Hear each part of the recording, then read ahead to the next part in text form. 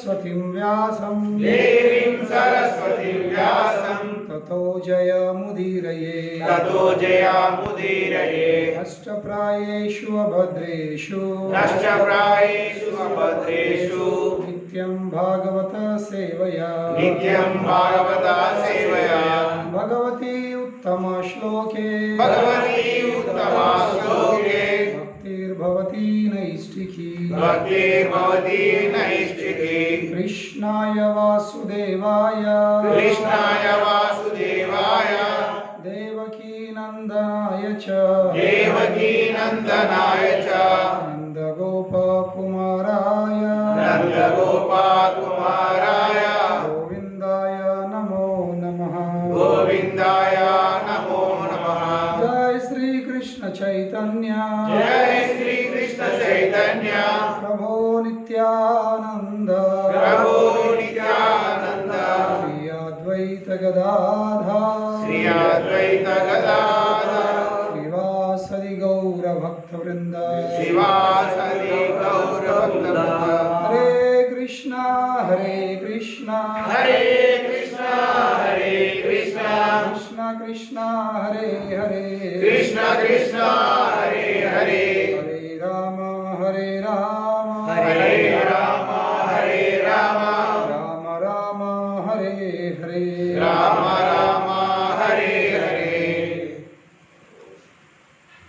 हरे कृष्ण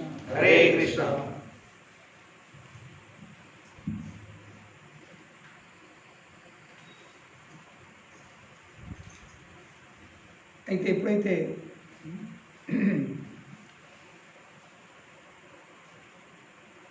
ధ్రువుని యొక్క తపస్యతో సంతోషపడి భగవంతుడు ఆయనకు ముఖాముఖే దర్శనమిస్తుంది. అంటే ఏ విధంగా అయితే చివరి మాసంలో ఇందులో మొత్తము తపస్య చేసిన ఎన్ని రోజులు 6 నెలలు. చివరి మాసంలో ధ్రువుడు శ్వాస కూడా పీల్చుకోవడం మానేసిండు.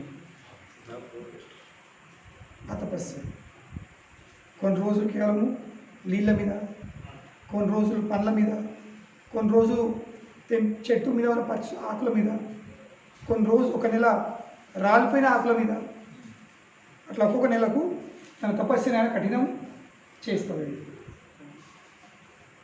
కనుకనే కాలక్రమంతో ఎట్లెట్లా మనము భక్తి మార్గంలో మన సమయంని గడుపుతున్నాము అట్లా ఏం జరగాల్సింది, మన సాధన గట్టి కావాల్సింది, తపస్సులు పెరగాల్సింది. అంటే ఏంది, ఈ శరీరం యొక్క అవసరాలు తగ్గాల్సింది.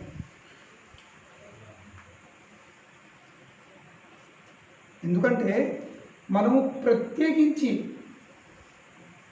మన శరీరాలకు అవసరాలు తగ్గకపోతే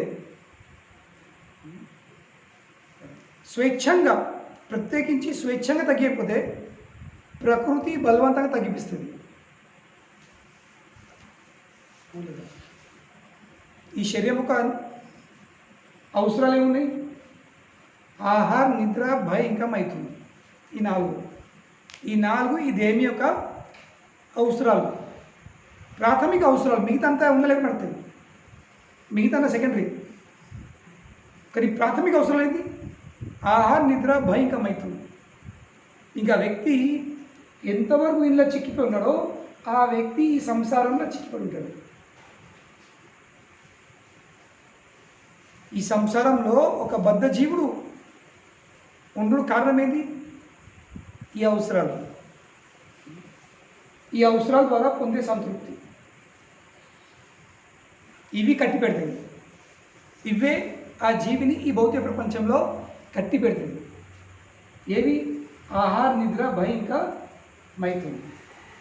కనుకనే కాలం గడిచిన కమన ఈ అవసరాలు తగ్గాల్సింది.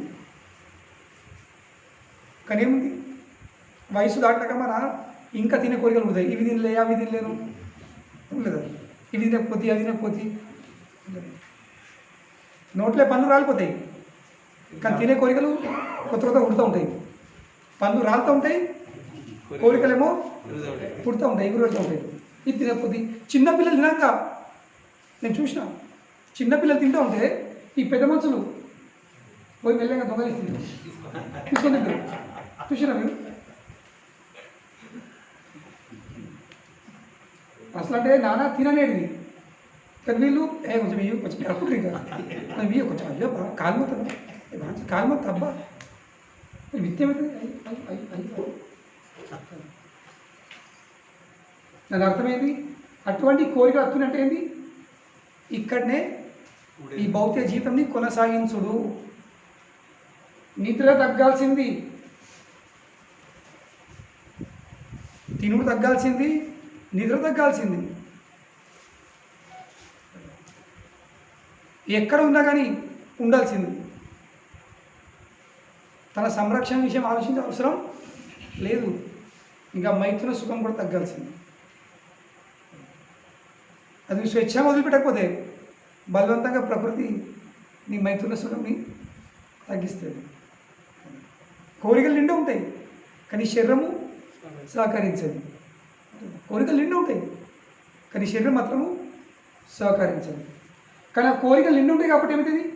ఆ కోరికలు మళ్ళీ ఆ కోరికల పూర్తి కోసము సహకరించే దేహంని ఆ జీవికి అందిస్తాయి. తీసుకో.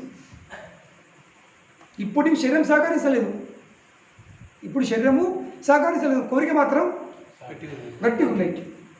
ఏమవుతుంది? ఆ కోరికల పూర్తి కోసము మళ్ళీ భగవంతుడు ఈ ప్రకృతి ఏమవుతుంది? ఒక గట్టి శరీరము అందిస్తుంది కోరికలు పూర్తి చేసుకొని. సో దేహం అంతా ఏమవుతుంది? మనం ఇక్కడనే కట్టుబడి ఉంటాము. సో ఇంట్లోకి వెళ్ళే కాలం గడిచిన కమాన ఒక్కొక్క ఈ దేహం యొక్క అవసరాలు తగ్గిస్తూ పోవాలి.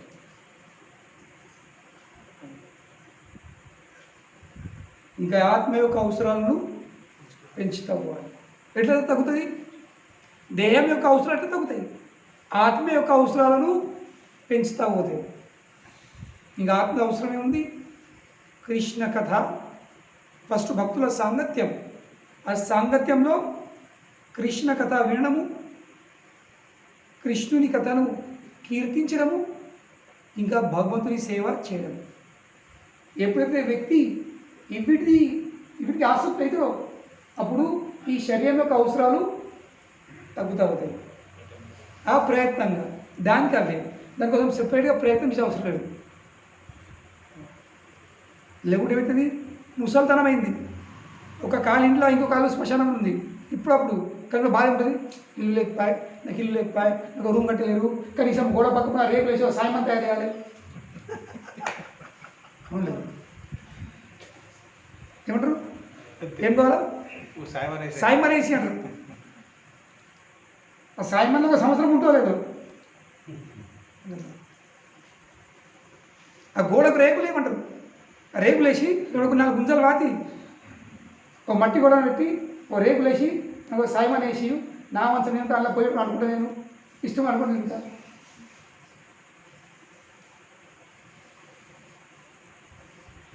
దీని అర్థమైంది? ఉండేది ఇంకా ఎక్కడో మూల పడి ఉండాల్సింది, ఏదో పెట్టింది తిని ఉండాల్సింది. కానీ ప్రాబ్లం ఏముంది? ప్రాబ్లం ఎక్కడుందంటే ఇవన్నీ జరగాల్సిందే. కానీ రసోవర్జం రసోప్యస్య పరం దృష్ట్వా నివర్తతే. ఒక ఉన్నతమైన రుచి లేకపోయేసరికి ఆ వ్యక్తి అదే రుచులల్లా చిక్కిపడి ఉంటాడు, అదే రుచులల్లా ఆస్వాదిస్తుంటాడు, అవే రుచులు ఎత్తుతూ ఉంటాడు. ఏమిస్తాం? దాని మించింది దానికంటే శ్రేష్టమైన రుచి లేకపోయాయి. దానికంటే కృష్ణ చెప్పిన గీతలో రసోవర్జం రసోప్యస్య. ఎప్పుడైతే ఉన్నతమైన రుచి అందుతుందో అప్పుడు ఏమవుతుంది? నిమ్న రుచి ఆ ప్రయత్నంగా తగ్గుతూ ఉంటుంది, దాన్ని రూపట్టుకోదు.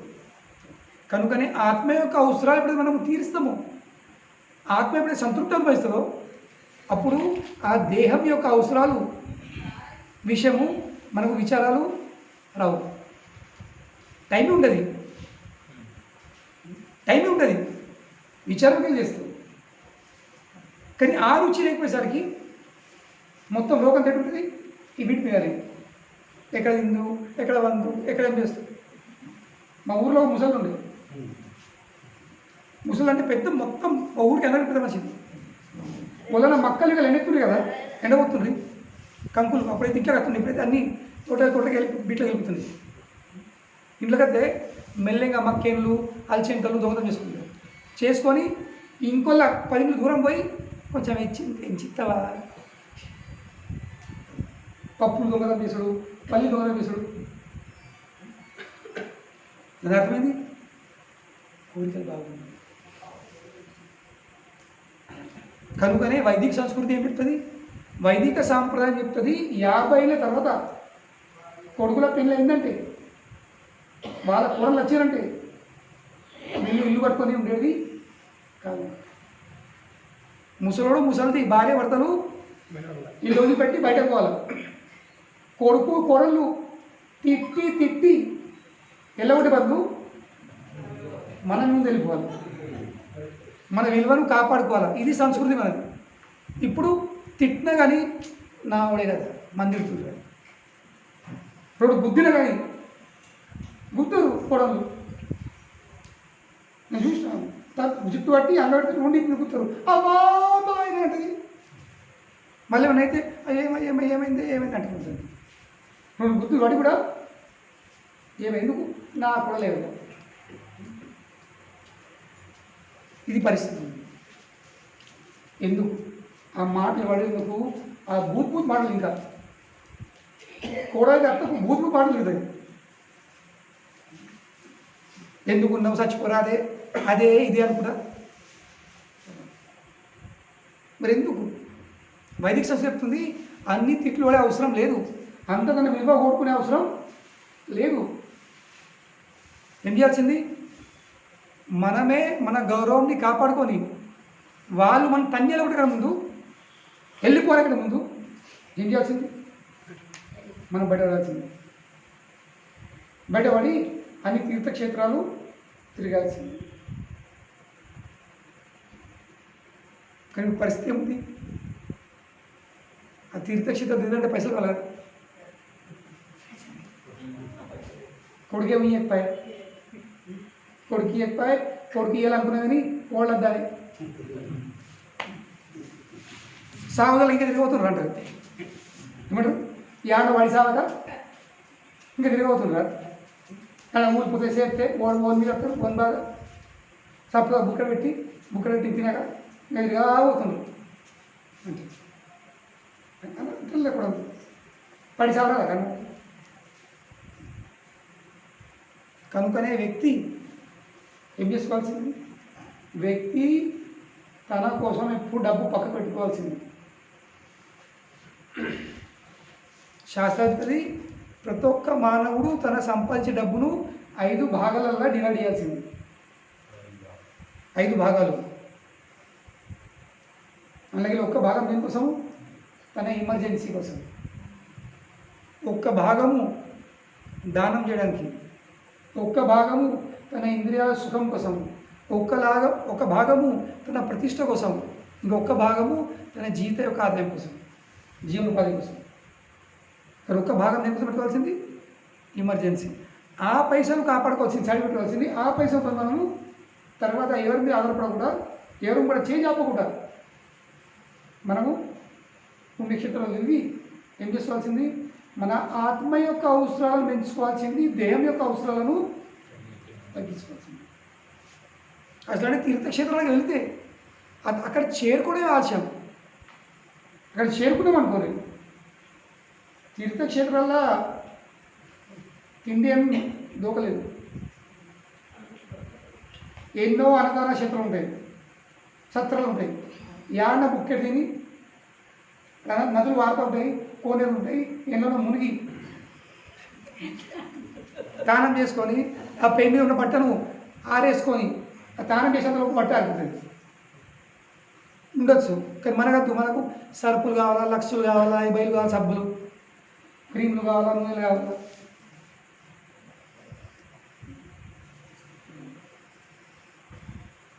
సింపుల్గా ఉండాలంటే ఇంకా కఠినం లేదు.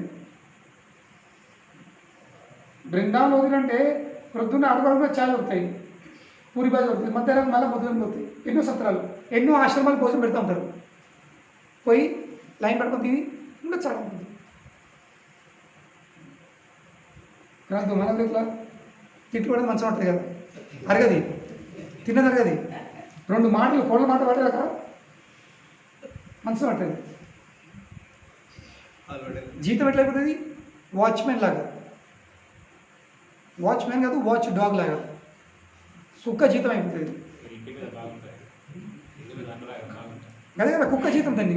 వాచ్మెన్ నా ఇల్లు ఊడతాడు, ఓడిపోతాడు, ఓడే చేస్తాడు అంటే ఏంది? కుక్క బతుకు. కుక్క కదా అయితే పొద్దున సాయంత్రం తిన్నది ఇంగ్లీష్ వాడితే అది అచ్చకుండా బౌ కొడుతుంటుంది అంతే. సో కనుకనే ధ్రువుడు ఏం చేసిండు? 6 నెలల్లో తపస్సు చేసినప్పుడు ఒక్కొక్క నెలకు ఒక్కొక్కటి అవసరము తగ్గించింది. చివరికి గాలి పీల్చుకోవడం కూడా ఆపేసింది. ఆయన గాలి పీల్చుకొని ఆపేసరికి ప్రపంచంలో మొత్తం వాయు సంచారం ఆగిపోయింది. దేవతలు అందరూ వశపడలేదు, ఉత్తమవుతుంది, సఫోకేషన్ శ్వాస ఇబ్బంది అవుతుంది. అటువంటి పరిస్థితి తట్టుకోలేక వాళ్ళందరూ అయ్యా ఏంది ఎక్కడ ఎవరు దీనికి కారణం ఏంది అని తెలిస్తే ధ్రువుని తపస్సు కనుక అయ్యా మీరు దండం పెట్టి మీరు దర్శనం. సో ధ్రువుడు 6 నెలలు ఆ భగవంతుని యొక్క స్వరూపం మీద ధ్యానం చేస్తుంది, కళ్ళు మూసుకొని. ఆ పరమాత్మ స్వరూపం దర్శనం అవుతుంది ఆయన. కానీ 6 నెలల చివరి భాగం ఏమైంది? ఒక్కడే క్షణంలో ఆ దర్శనము కోల్పోయింది. టీవీ స్విచ్ మందగట్టు ఏమైంది? కనబడ్డది లైవ్ కనబడ్డది, ఏమైంది? దర్శనం ఆడతలేదు. కానీ ఏమైంది? డిస్టర్బ్ అయిపోయాడు. మనసు యొక్క ఆందోళన అయింది, యాజిటేషన్. ఏమైంది అని కళ్ళు వేసింది. కళ్ళు వేసరికి ఏంది? ఏ స్వరూపంపై గత 6 నెలల నుంచి ధ్యానం చేస్తుండో అదే స్వరూపము, అచ్చము అదే స్వరూపము కళ్ళ ముంగట కనిపిస్తుంది. కనుకనే భక్తులు జీవితమంతా భగవంతుని ఏ స్వరూపంపై ధ్యానం చేస్తారో, భగవంతుని ఏ స్వరూపాన్ని పూజిస్తారో, చివరికి ఈ దేవతలు పెట్టిన తర్వాత ఆ భక్తునికి ఆ భగవంతుడు అదే రూపంలో దర్శనమిస్తాడు. ఇప్పుడు మనం జీవితం అంతా ఈ గోపాలకృష్ణ చూసినాం అనుకో, ముక్తి పొందిన తర్వాత ఆ కృష్ణుడు ఆ జీవునికి ఆ గోపాలకృష్ణ స్వరూపంలో కనబడతాడు. నాకు గోవర్ధన్ దాడి స్వరూపంలో కనబడతాడు, అదే కృష్ణుడు. అంటే ఎందరు జీవులు ఉన్నారో అన్ని జీవులకు తన ఇష్ట దేవత రూపంలో దర్శనమిస్తాడు. కనుక ఇట్లా అనుకోవద్దు, నేను ఇప్పుడు ఈ స్వరూపం చూస్తున్నా, అక్కడ వైకుంఠం పోతే గోలోకం పోతే నాకు ఇంకో స్వరూపం కనబడుతుంది. కాదు, అదే స్వరూపం కనిపిస్తుంది, అదే విధంగా సేవ చేస్తుంది. కనుకనే మనం భగవంతుణ్ణి చూసి అలవాటు చేసుకోవాల్సింది. ఆ స్వరూపంని మనం చూసి అలవాటు చేసుకొని ఆ స్వరూపంకి సేవ అందించే అలవాటు చేసుకోవాల్సింది. అప్పుడు మనం ధ్యానం చేయగలుగుతాము. మళ్ళీ చివరికి ఎప్పుడైతే దేహం వదిలిపెడతామో, ఈ స్వరూపంని చూడలేకపోతామో, అప్పుడు ఆ దివ్యమైన స్వరూపం మనకు అదే రూపంలో కనిపిస్తుంది, అదే స్వరూపం కనిపిస్తుంది. సో ధ్రువుంది ధ్యానం భంగమైపోయింది. కరేమైంది? ఆ గుండెలో ఉన్న స్వరూపము, ఆ పరమాత్మ స్వరూపము ఎదుట కనబడుతుంది.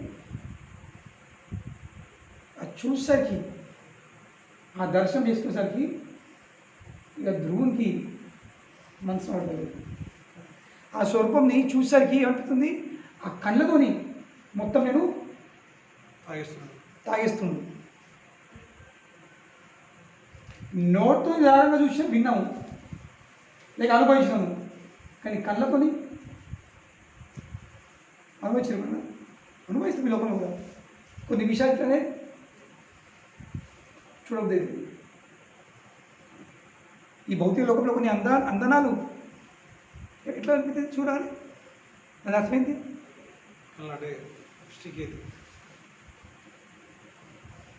ఈ భౌతిక లోకంలోకి వెళ్ళి చూసుంటుంది కానీ సంతృప్తి ఉండదు. కానీ ఆధ్యాత్మిక లోకంలో చూస్తాము, ఇంకా తాగుతాము. ఏమవుతుంది? ఎంత తాగుతున్నామో అంత తృప్తి పెరుగుతూ ఉంటుంది, అంత ఆనందం అనుభవిస్తాం. సో ధ్రువుడు తన కళ్ళతోని ఆ భౌతిక స్వరూపాన్ని తాగుతుంది. ఏం ఫీలింగ్ ఉంది? ఆ భగవంతుని యొక్క స్వరూపంని, భగవంతుని యొక్క పాదపద్మాలను ముద్దించుకోవాలనిపిస్తుంది. అంటే ఏంటి? ఒక విధంగా మొత్తం భగవంతు స్వరూపంనే ఇట్లా ఆస్వాదిస్తుండు. ఈ భౌతిక లోకంలో కూడా దాంతో ఒక తుచ్చమైన ఏమంటారు పర్వటేటు, దాంతో ఒక ప్రతిబింబము కనిపిస్తుంది. ఈ భౌతిక లోకంలో స్త్రీ పురుషుడు ఒకేస్తే అనిపిస్తుంది. ఇద్దరు ఒకళ్ళ దేహంలో ఒకళ్ళు ఆస్వాదించే ప్రయత్నం చేస్తారు. అప్పుడు మర్చిపోతారు దాన్ని ముక్కెట్లనో, వాని కడుపు ఉందో, వాడు పక్కకు ఉన్నాడా, ఎత్తున్నాడా, కర్ర ఉన్నాడా, దొడ్డు ఉన్నాడా, వాని శరీరంలో గప్ప ఆసత్తుందా, నోటకెళ్ళ గుట్కాసత్తుందా, బీరాసత్తుందా అని మర్చిపోతారు. ఆ సమయం అట్లా ఉంటుంది. ఆ దేహంకి అతిథులు అయిపోతారు. ఎందుకంటే అప్పుడు మనసులో ఏం గుర్తుంటుంది? ఆ దేహం నేను భోగించాలి. కానీ దాని తర్వాత ఏమవుతుంది? మళ్ళీ అన్ని లోపాలు డిఫెక్ట్స్ కనబడుతుంది. నువ్వు ఉంటుంది, అసలు ఇట్లుంది, అటువంటి ఎత్తుని పక్కని నువ్వు ఉండదు లేదు అది కూడా. కానీ ఆ సమయంలో ఏమనిపించింది? ఇది భౌతిక లోకమే తుచ్చమైన సుఖం. అది కొద్దిసేపు ఉంటుంది. కానీ భగవంతుని దర్శనం అయితే అది కాసేపు ఉండేది కాదు. ఇంకా దేని భౌతిక విషయంలో ఆధారపడలేదు. మళ్ళీ భౌతిక లోకంలో సుఖము ఒక క్షణం అయితే ఏమవుతుంది? అది ఖండితమవుతుంది, భంగం అయిపోతుంది. ఒక క్షణం తర్వాత ఆ కొండెక్కిన ఆనందము జారిపోతుంది. ఆనందం ఏమవుతుంది? జారిపోతుంది. భౌతిక తుచ్చమైనది, పిప్పిర్లో రసంలాగా. ఇక మనం ఈగలాగా ఆడుతుంటుంది మీద. ఆ పిప్పిర్లో తీపిగా ఈగలాగా ప్రపంచం మొత్తం భౌతిక ప్రపంచం ఆడుతుంది. కాకి కదా, కాకి ఎక్కడ ఉంటుంది? చెత్తకుండల కదా. చెత్తకుండలలో చనిపోయిన ఎలుకలు ఇట్లా వంశీ తెమ్మడం గలీజు అది ఉంటుంది. ఇది కాకి. కాకి తీర్థక్షేత్రం అంటే ఏది? చెత్తకుండి. చెత్తకుండి ఉండే ఇక్కడ మొత్తం కాకులు అక్కడనే ఆగుతాయి, ముచ్చట్లు ఉంటాయి తీర్థక్షేత్రం లాగా. తదు వాయసం తీర్థం అంటారు శాస్త్రాలలో. అంటారు వాయసం తీర్థం అంటే కాకుల తీర్థం అంటారు. కానీ హంసులు వాయకుంటారు అతి శుభ్రమైన, అతి పవిత్రమైన నీటిలో కమల పూలు ఎరుగుతాయి. ఆ కమల పువ్వు కళ్ళకి వెళ్ళి వాళ్ళు మకరందాన్ని వీర్చుతూ ఉంటారు హంసులు. కమల పువ్వు కళల అయితే మకరందం ఉంటారు, ఆ మకరందాన్ని హంసులు వీరుస్తూ ఉంటారు. ఇక కాకులు చెత్తకుండి. ఈ భౌతిక ప్రపంచంలో అంతా ఏముంది? కాకుల్లాగా చెత్తకుండిలా తుచ్చమైన. ఇక చెత్తకుండలు ఏముంటుంది? చెత్తకుండిలా ఆ చెత్త ఇంకా చెత్త మురుగుతే అలాగే అంతా ఎట్లా ఉంటుంది? వాళ్ళకి అందులోనే ఆనందం ఉంది. కానీ పరమహంసులు వాళ్ళు భగవంతుని యొక్క పాదపద్మాలు ఇవి కమల పువ్వులాగా. వాళ్ళ మనసు ఒక హంసలాగా ఉంటుంది. ఆ పాద పద్మాలకు వెళ్ళి మకరందము తీర్చుకుంటూ ఉంటుంది. భగవంతుని పాదపద్మాలు ఎలా ఉంది? కమల పువ్వులాగా. ఇంకా పరమహంసుల మనసు ఒక హంసలాగా ఏమిస్తుంది? ఆ పాద పద్మాలకు వెళ్ళి మకరందము గ్రహిస్తూ ఉంటుంది. ఇంకా అది ఎంతో ఆనందం అనిపిస్తుంది. చూసారు హంస అయిపోతే తెల్లగా మూర్తి మార్చిపెట్టాడు. కాకి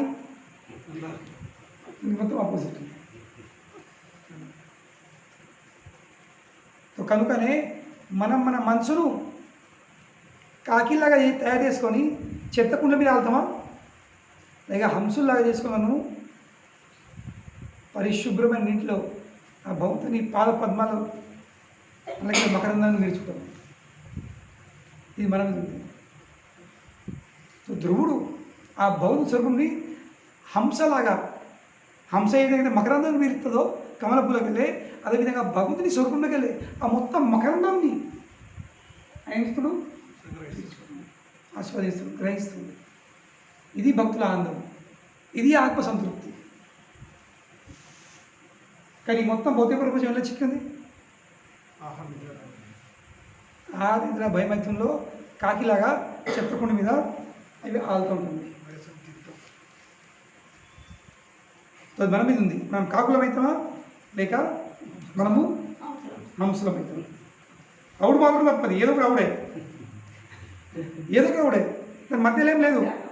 అప్పుడప్పుడు కాకి, అప్పుడప్పుడు హంస కాదు. ఇదే కాకివి అయితే హంస.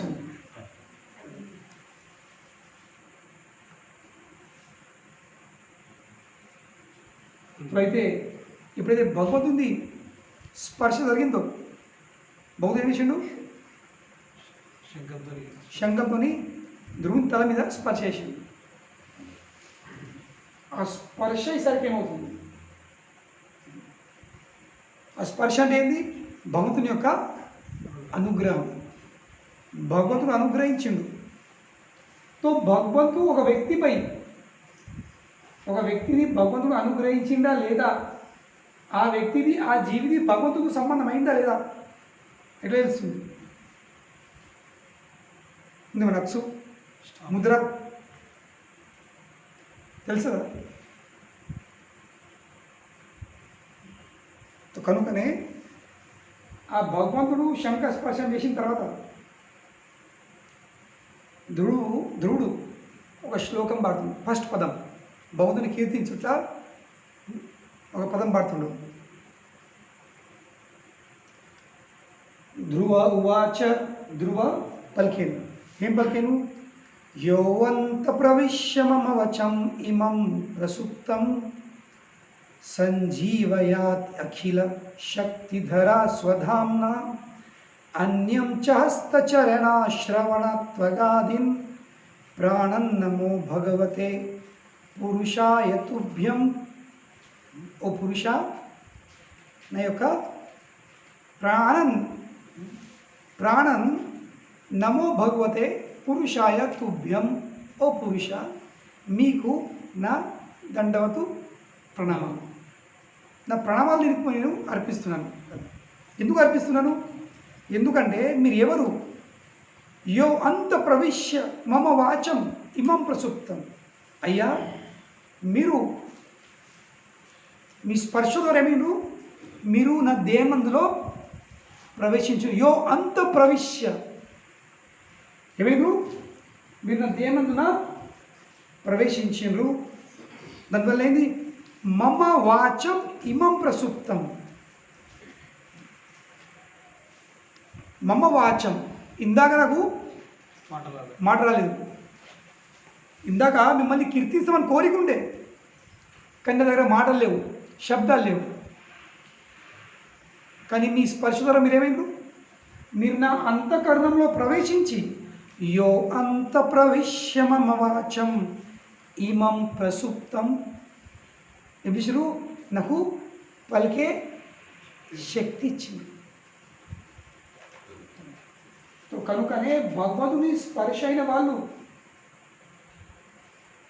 భగవంతుని యొక్క స్తుతిలో వాళ్ళు లీనమైతూ ఉంటారు. భగవంతుని వాళ్ళు కీర్తిస్తూ ఉంటారు.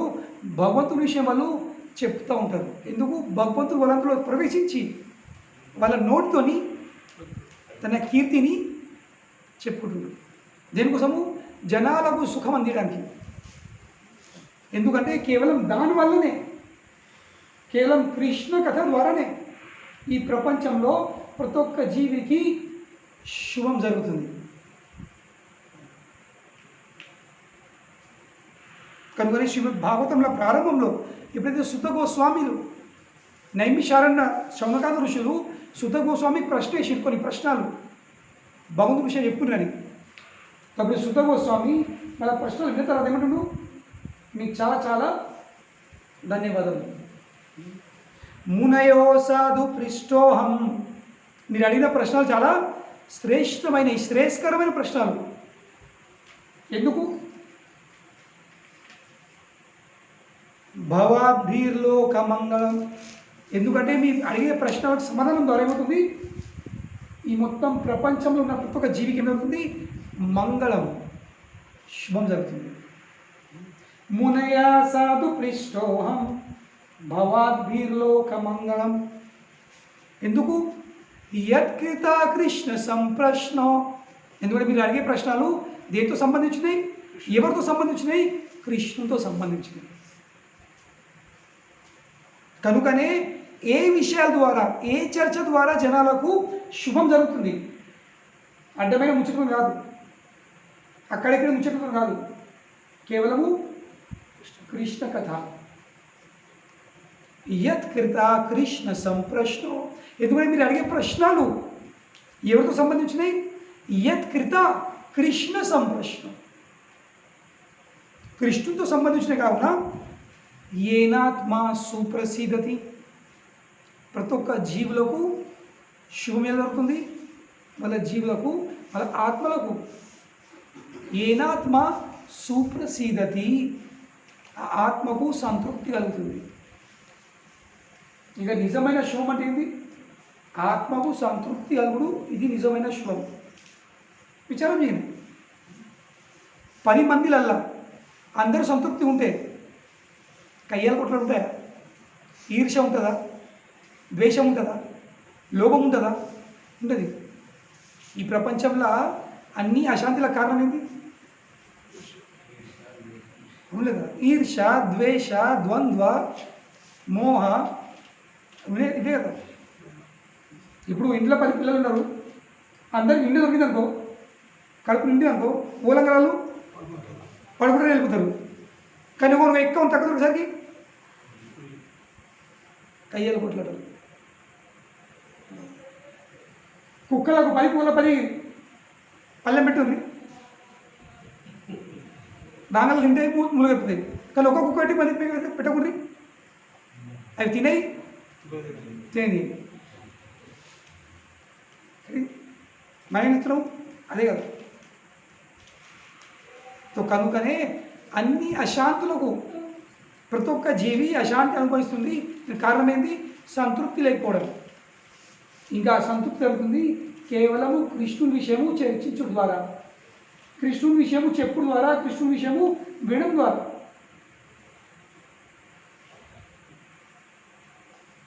ఎందుకంటే కృష్ణ కథ వింటే ఏమవుతుంది? కృష్ణ కథ వింటే ఏం జరుగుతుంది? కృష్ణ కథ వింటే జీవి హృదయంలోకి వెళ్ళేది. శోకమోహ భయ ఆపహ. శోకము, మోహము మరియు భయము మాయమైపోతుంది, ఆవిరైపోతుంది. ఆపహ అనేది చల్లారిపోతుంది. లేని దానికి శోకము, ఉన్నదాని మీద మోహము, ఇంకా ఉన్నది పోతానేమో భయం. లేదని శోకిస్తున్నాం, పొందిన తర్వాత ఓన్ పాలైతే అని భయం. మోహం, నాది, నేను కష్టపడ్డా, నేను సంపాదించిన, నాది అని మోహం. నేను తర్వాత కూడా చెత్తపోతాడు, ఓన్ పాలవుతాడు అని ఇప్పుడు భయం.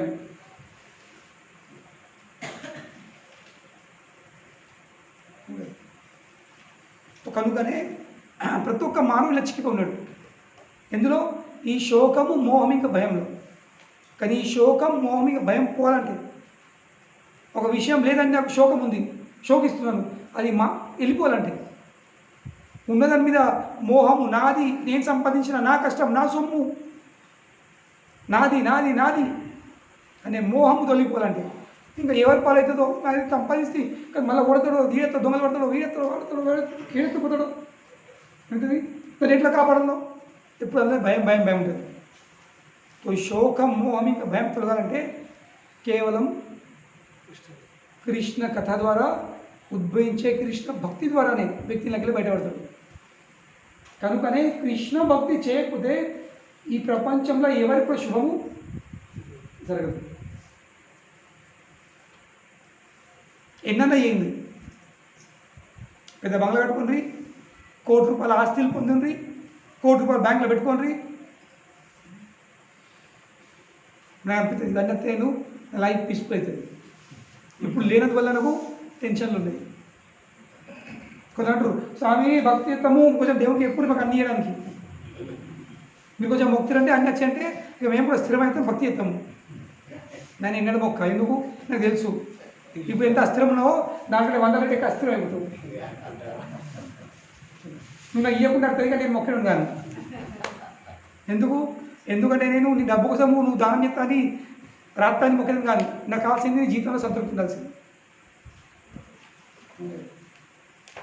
ఇంకా వాస్తవం ఏంది డబ్బు వచ్చిందో ఓడియడు మొన్న కదా మేము జైచాల మేము అక్కడ మా సెంటర్ మా కేంద్రం మేము రెంట్ తీసుకున్నాము ఒక ఫ్లాట్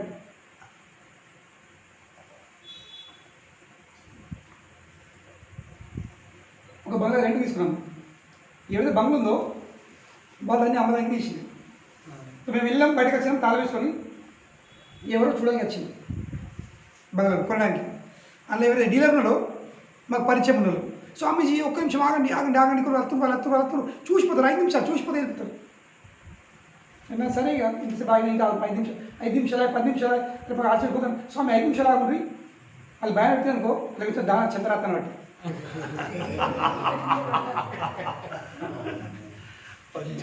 నేను నా ముందు ఎప్పుడు ఉంటుంది నేను టైం పెట్టుకుంటే 1 నిమిషం కిందని దాని తర్వాత టైమర్ పెట్టుకో 8 నిమిషాలు ఆగల్లో ఇది అంతా చంద్ర ఆపించుకుంటుంది వచ్చారు బాగా పెట్టినుకో స్వామి మీకు చంద్రాతను బట్టి అంటే నాకు ఎంత పెడుతుండు క్యారెట్ కదా గాడిదకి క్యారెట్స్ పెట్టినట్టు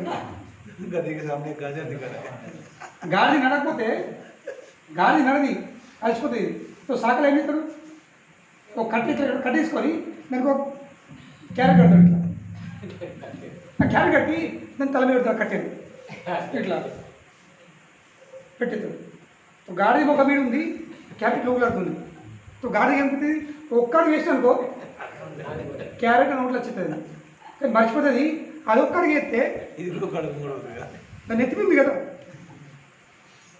క్యారెట్ నెత్తిమి ఉంది అది నడితేమవుతుంది క్యారెట్ కూడా ముందుకు పోతుంది ఇట్లా మొత్తం దారి నడుతుంది క్యారెట్ ఊలాడుతుంది అదేమో కూలిపోతుంది వాడిన క్యారెట్ చూపెడుతుంది అది అట్లా అన్నాడు కదా నేను వీటికి కార్ చాలేసిన అంటే ఇది భౌతిక లోకంలో జనాలది మానసిక స్థితి మానసిక తత్వం అట్లుంది మనకి ఇంత అర్థం కాదు ఎవరైతే ప్రపంచంలో వదిలిపెట్టిండో ప్రపంచానికి చంద్రరాష్ట్రుడు నీకంటే 10 రెట్లగా చంద్రరాష్ట్రుడు అది వదిలిపెట్టి వచ్చిండు నువ్వు వానికి చంద్రరాత్రిని లో వదిలిపెడుతున్నావు అంటే జనాల మనస్థితి చూడండి ఎందుకంటే వాళ్ళ మనసులో ఏముందో వాళ్ళు ప్రపంచంని అదే విధంగా చూస్తారు వానికి లోపం ఉంది వాడు గాడిదల క్యారెట్లకు లోపల ఉన్నాడు మనకి అనిపిస్తే ప్రపంచం కూడా వాళ్ళగా గాడిదలే ఇది ప్రపంచం కనుకనే ఇవన్నింటిలో బయట పడాలంటే అసలు మన జీవితంలో అన్ని సమస్యల కారణమైంది ఇవే దోషాలు ఏంటి ఈ లోభము భయము ఇంకా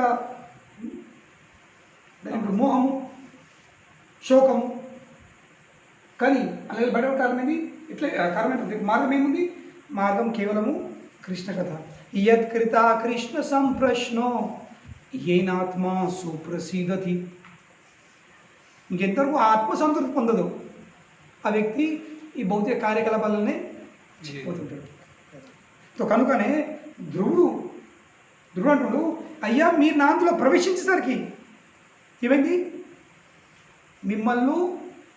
మిమ్మల్ని కీర్తించే శబ్దాలుగా చేసినాయి కదా ఇందాక నేను కోరికుండే కానీ నోరు లేదు శబ్దం లేదు శబ్దాలు ఉన్నప్పుడు కూడా ఆ శబ్దాన్ని ఎలా వినియోగించాలో ఎట్లా పాడాలో ఎట్లా చెప్పాలనో ఆ జ్ఞానం లేదు కనుకనే యోవంత ప్రవిశ్య మమ వచం ఇమం ప్రసుప్తం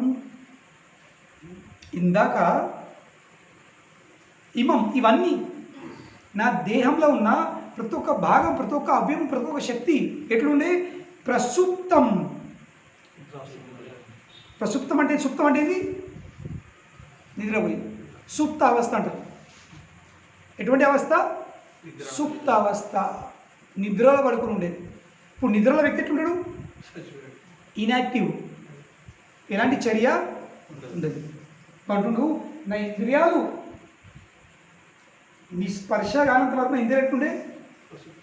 ప్రసుప్త అవస్థలు అంటుంది. నేను నడుతున్నా, మాట్లాడుతున్నా, అన్నీ ఎత్తున్నా, కానీ ఆ మూమెంట్స్ ఎట్లున్నాయి? ఒక షవల్ మూమెంట్స్ లాగా, ప్రాణం లేనటువంటి లాగా. అన్నీ ఉన్నాయి, ఇంద్రియాలు ఉన్నాయి, కానీ అలా శక్తి లేదు. మనం కూడా కొన్ని మార్లు ఎప్పుడో ఒకరోజు ఉపవాసం ఉంటే ఇక్కడ మన శివరాత్రి తెల్లారి టీచర్లకు బళ్ళు బంద్ ఉంటాడు. ఎందుకు? ఉపవాసం ఉండి జాగ్రత్త ఇచ్చిందని అలసిపోతాడు, నీరసమైతే తెల్ల చుట్టాడు. మరి ఆ రోజు కూడా అంటాడు, తెల్లగా అంటాడు.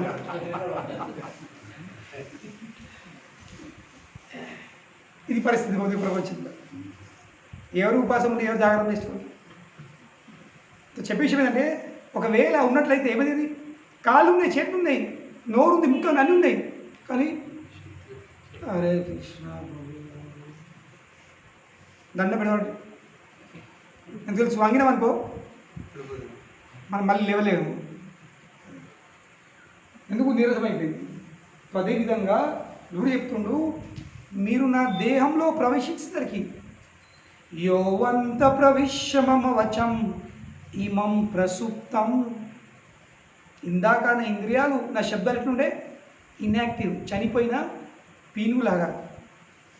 కానీ సంజీవయతి అఖిల శక్తిధర స్వధాంన, మీ స్పర్శ అయ్యేసరికి ఏమైంది? సంజీవయతి, అందులో మళ్ళీ ప్రాణం వచ్చేసింది. ఎందుకు? ఎందుకంటే మీరు ఎవరు? అఖిల శక్తిధర. మీరెవరు? అఖిల, ఈ బ్రహ్మాండంలో ఎన్ని శక్తులు ఉన్నాయో, అఖిల మొత్తం సర్వం, ఆ శక్తులందరినీ ధరించేవారు ఎవరు? మీరు. సంజీవతి అఖిల శక్తిధర స్వధాంన, మీ అంతరంగ శక్తి ద్వారా మీరు ఈ ప్రపంచంలో సర్వవ్యాప్తం ఉన్నాడు. అన్ని శక్తులు మీరు కలిగి ఉన్న వాళ్ళు మీరు. కనుకనే మీతో స్పర్శిసరికి ఏమైంది? ఆ శక్తి నా అందులో ప్రవేశించింది. దానివల్ల ఈ ప్రసుప్త అవస్థలకు వెళ్ళి నా ఇంద్రియాలు ఏమైనాయి? జాగృతమైంది, అవి మెలకైనాయి. అన్యం చ హస్తచరణ శ్రవణ త్వకాదిన్. అంతేకాదు, కేవలం నా శబ్దమే కాదు, కేవలం నా శబ్దమే మెల్క్ కాలేదు, జాగ్రత్త వస్త కాలేదు అన్నాడు. అన్యంశ, ఇతరులు ఏంటి? హస్త చరణ శ్రవణ త్వక్, ఈ చర్మము, ఆది ఇంకా అంటే ఏమని చెప్తాడు? నా శరీరంది ప్రతి ఒక్క భాగము ఎట్లుండే? ప్రసుప్త అవస్థ. కనిపేమైనాయి? అవన్నీ జాగ్రత్త అవస్థగా చేసినాయి. ప్రాణం నమో భగవతే పురుషం తుభ్యం పురుషాయ తుభ్యం. నా అందులో ప్రవేశించి మీరు నా సుప్తవస్థలో ఉన్న నా ఇంద్రియాలను, నా శబ్దంని, నా కాళ్ళను, నా చేతులను, నా చెవులను, నా చర్మంని, నా ప్రాణాన్ని మీరేం చేసిండ్రు? జాగ్రత్త చేసి, ముఖ్యంగా నా వచనం. కనుకనే ప్రభుపాదులు ధ్రువ మహారాజ్ భగవంతుని స్పర్శ కంటే ముందు ఆయన అవస్థ ఏముండేనో, స్పర్శ అయ్యేసరికి అందులో ఏం మార్పు వచ్చిందో, ఎటువంటి ఆధ్యాత్మిక సాక్షాత్కారం ఏందో, అనుభవాలు వచ్చేసినాయో, అది ఆయన నడమాల తేడా తెలుసుకోగలుగుతుంది. కనుకొని మనకు కూడా మనం గల ధ్రువులాగా నిజాయితీగా భగవంతుని పొందడానికి తపస్సులు చేసినట్లయితే, ఆ భగవంతుని దర్శనంతో భగవంతుని స్పర్శేసరికి మనం కూడా శ్రద్ధతో ఆలోచించినట్లయితే మనకు కూడా మనందరూ మార్పులు ఏర్పడుతుంది. మనకు వాళ్ళు చెప్పే అవసరం లేదు, ఒకళ్ళు చెప్పే అవసరం లేదు, ఒకళ్ళకి మనం చూపించే అవసరం లేదు. మన విచారాలు, మన భావాలు, మన చూసే విధానము, మనం చేసే కార్యంది ప్రయోజనాలు ఆటోమేటిక్లీ అందులో మనకు తేడా ఏర్పడుతుంది. సో దీనివల్ల ఇంకా చాలా విషయాలు ఉన్నాయి చర్చించేది. సో దీనివల్ల వెళ్తుంది ఈ భగవంతుని యొక్క స్పర్శ అయితే మనకు ఎలా తెలుస్తుంది. సో మొట్టమొదటి విషయం ఏంటి, శ్లోకం చెప్తుంది, దేహం నందులో ఉన్న ఈ సుప్త అవస్థల ఇంద్రియాలన్నీ జాగృత అవస్థలకు వచ్చేస్తుంది. సో ఎలా వస్తుంది, ఏ ఇంద్రియాలు ఏ సుప్త అవస్థలు ఉండే ఇప్పుడు జాగృత అవస్థ ఏమవుతుందో అవన్నీ మనం వచ్చే వారం చర్చిస్తాం. హరే కృష్ణ. శ్రీల ప్రభుపాదికి జయ.